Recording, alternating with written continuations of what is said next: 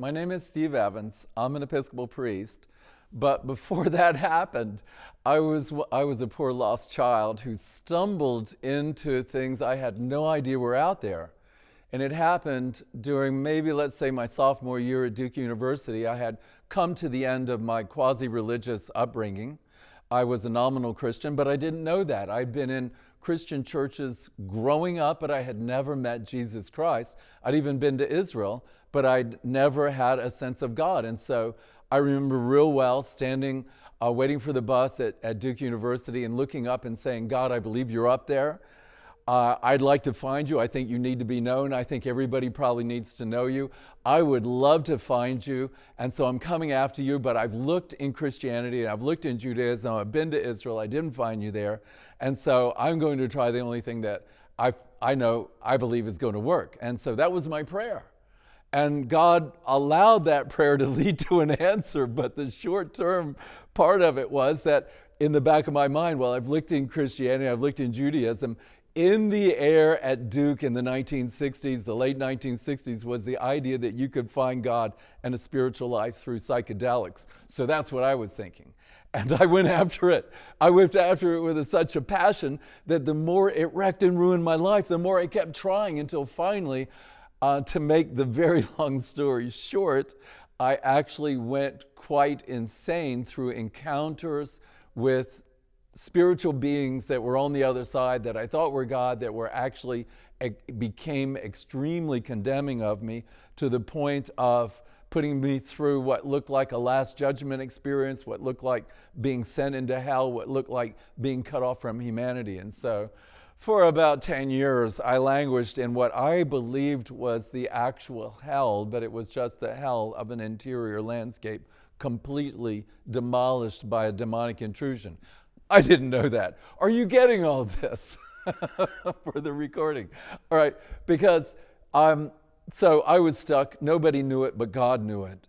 And the Lord is so good. He raised up my wife to become a Christian, and he raised up a friend from high school to seek me out. And one day, Eddie came knocking on the door and said, asked me the question, are you curious about Jesus Christ? And for the first time in 10 years, I felt, to me, something that felt like a human emotion, and it was curiosity. And I thought to myself, what's that doing here? There's more here than I ever thought possible.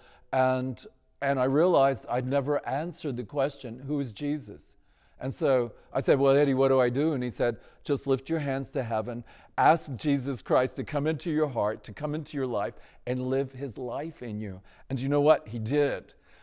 Suddenly, a veil was pulled away, and with the eye of my heart, which I didn't know I had, with the eye of my heart, I saw Jesus sitting on the throne of grace and reaching my way with an effortless grace through this chains of crazy bondage, and getting past all of them, releasing me to believe that he was Lord, releasing me to believe that God was love, releasing me by the revelation to believe that the scriptures were true. And I heard myself saying, yes. And if I'd only believed that, it would spared me a dozen years of madness.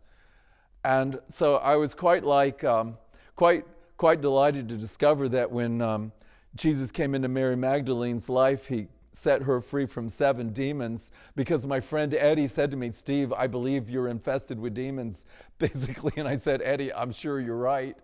And he cast out 7 that night. More came out later, but he cast out 7 that night. And I was just brand spanking new in the Lord, just filled with so much peace, feeling like I was back on planet Earth for the first time in a dozen years, kind of like the way the demoniac must have felt when he was being restored. And what psychiatrists had tried to get off of me, which they named as schizophrenia and paranoia, what they couldn't budge, Jesus got off in 5 seconds of revelation. How good is that?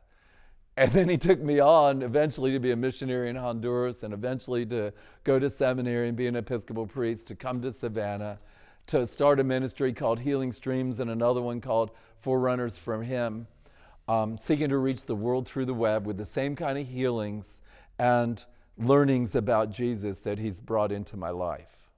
So that's my testimony of how good the Lord is to take somebody who wasn't even seeking him, who'd slammed the door on his toes and nailed it shut, and he came back and rescued me from hell.